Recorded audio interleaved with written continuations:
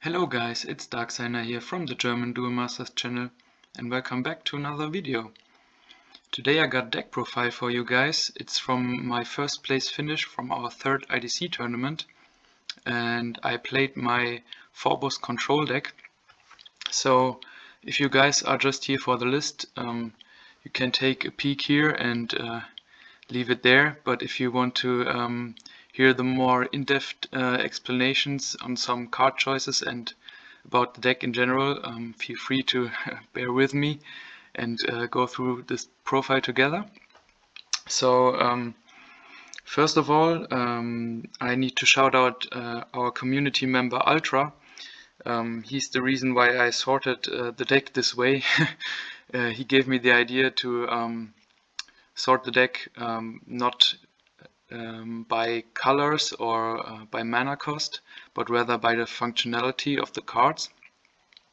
So that way I can explain what the cards do for this deck better and can visualize them better. But before we go into the profile, I want to explain a bit of the main idea of what the deck wants to do. It's a deck that wants to ramp up mana early on in the game, and then in the mid to late game you want to control your opponent with your board clears and discard cards. And then if you're safe to go, you want to finish the opponent off with your finishes. And in the mid to late game you want to play Forbos Sanctum Guardian Q, your main card, as much as possible, so you can recycle him with Soul Swap, and if you get out multiple of him out, you can search for more spells as his ability stacks. So that's what makes him a really strong card. And how I got to the idea of the deck, it was several years ago. I played a Foul Control deck and I was so upset about how the deck played, and the only good interaction was playing multiple Forbos, and that's where I thought, why not exploit him and play him as much as possible to search as many spells as possible. And yeah, enough rambling before the profile. Let's get right into it. And we start with the first section, the spell tutors. So Forbos is the tutor from the deck. I can search any spell with him, and Fal-Iga searches every spell out of the grave, and the two Belix are there for mana recycle. And it's a bit like in my Survivor deck. Forbos is better early on and in the mid game.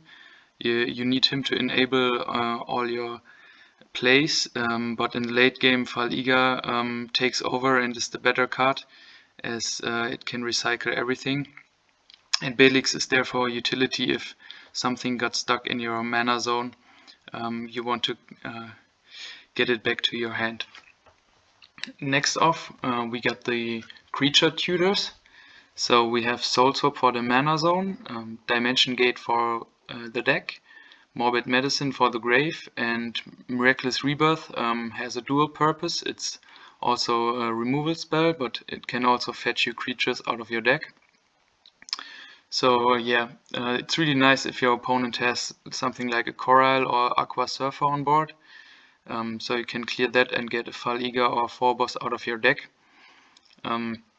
Soul Swap is definitely the best spell card in this deck. It can be used defensively on opposing creatures and also offensively to swap out anything you need at any time.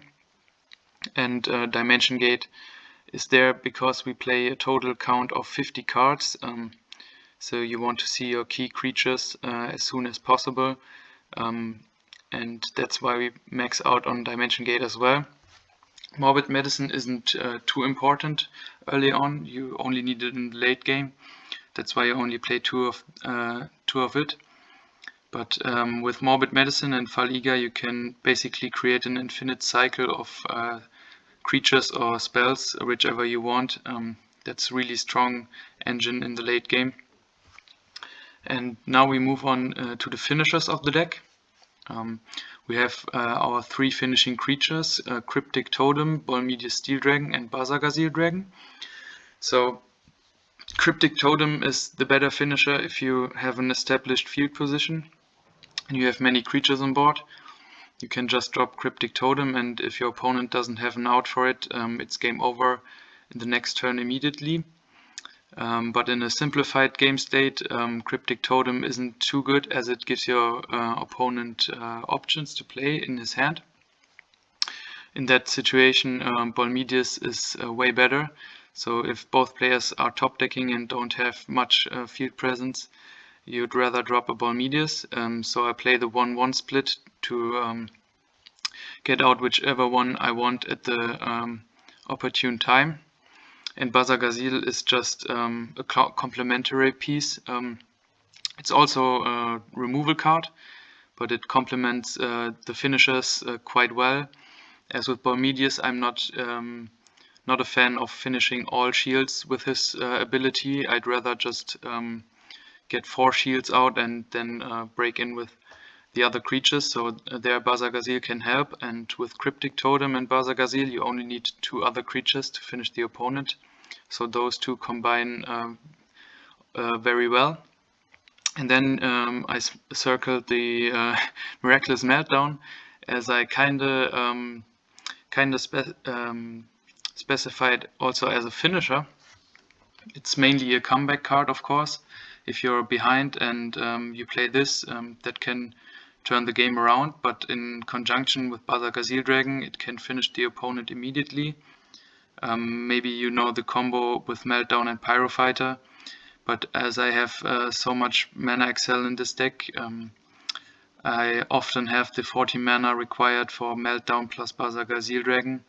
So those two can work as finishers in conjunction as well.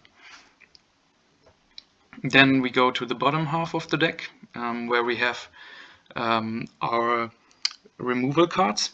I have 6 mass removal cards, 2 Burst Shot, 2 APOC, which I find are the best 2, as Burst Shot is a shield trigger, and APOC is just the most versatile mass removal. And then we have 1 Mecha Dragon's Breath and 1 Searing Wave. With those 2 cards I chose to split them, as they both have their pros and cons. Mecha Dragon's Breath has the drawback that it also affects your own side of the field, but it can also kill uneven numbers, so you can kill Petrova with it, as you can call 3.5k. So it's a Petrova out that comes earlier as Bazagazil Dragon. That's why I chose to include it. And Searing Wave has the drawback that you have to get rid of one of your shields, but it's not always a drawback, as we play Sky Sword, so we can always get more shields into our shield zone, so it isn't that big of a deal. But yeah, Mecha Dragon can also kill a lot of 4, 5 or 6k creatures, which Searing Wave can't. That's why I think the 1-1 split is perfectly fine here. Then we have 2 Volcano Charger, which also has the purpose of accelerating mana, and early on it can remove some baits from the opponent that are heavily played, like Aqua Hulkus, Emerald, Bronzam Tribe, and so on. And then I think the most known removal of all, for Terror Pit. I think it's very good shield trigger and can just kill any creature without any power restriction. Of course, you can't kill Petrova or Elzonith with it. Those two are a bit of exceptions, but you still have to play the Terror Pit. And then we go on to the other control elements, the discard package. I played 2 Ghost Touch, 2 Lost Soul and 1 Cranium Clamp. I chose this ratio as I prefer the Ghost Touch random discard more than the discard from Cranium Clamp, where the opponent can choose. So when he can choose, he will drop something like Arc on you more likely than with Ghost Touch. But I still wanted to include 1 Cranium Clamp, as it is searchable, and if your opponent only has 2 cards in hand left, it's nice to search it. And then Lost Soul is definitely the best discard card in the game. That's why I also wanted to include 2, as I don't want to have 1 stuck in my shields and me being unable to search it out of my deck. So that's why I definitely wanted to play 2. And then to finish out the deck, we have the mana acceleration part. I play 10 mana excel cards, 2 Volcano Charger, which we talked about already, and then a playset of Bronzam Tribe and a playset of Skysword the Savage Vizier. Bronzam Tribe is just the cheapest mana excel and also provides a body for Soul Swap that enables so many combos, and seeing Bronzam Tribe on turn 3 is the perfect situation. You really want to have him in turn 3 basically every game. And Skysword is also very nice as it serves another purpose. It also keeps you alive long enough against rush or aggro decks, as it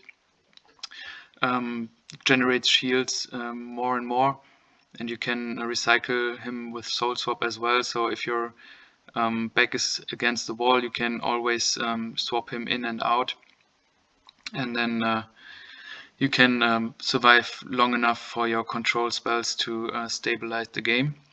And yeah, regarding Skysword, I wanted to highlight this at the end, that we play a total amount of 16 shield triggers, from which we have 10 defensive shield triggers, which truly help me out and clear the opposing board with Terror Pit, Burst Shot and Soul Swap.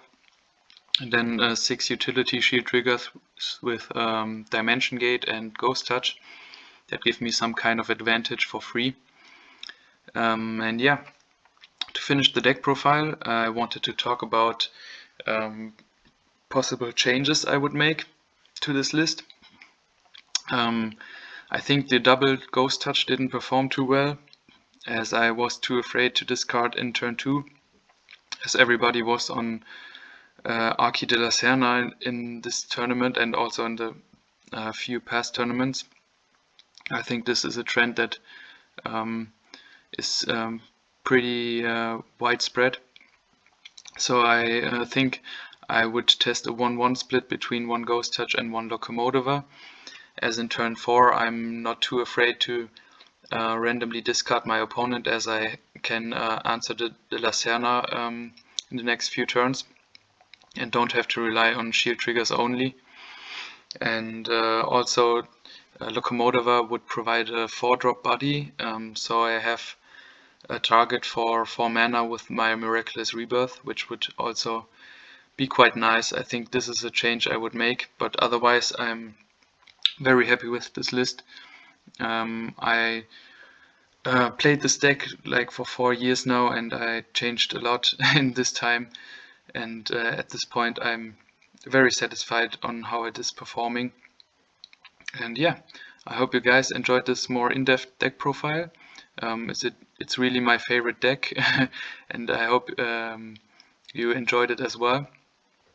And if you have any suggestions or questions regarding the deck, feel free to comment down below. And with that, I hope I see you guys at another video.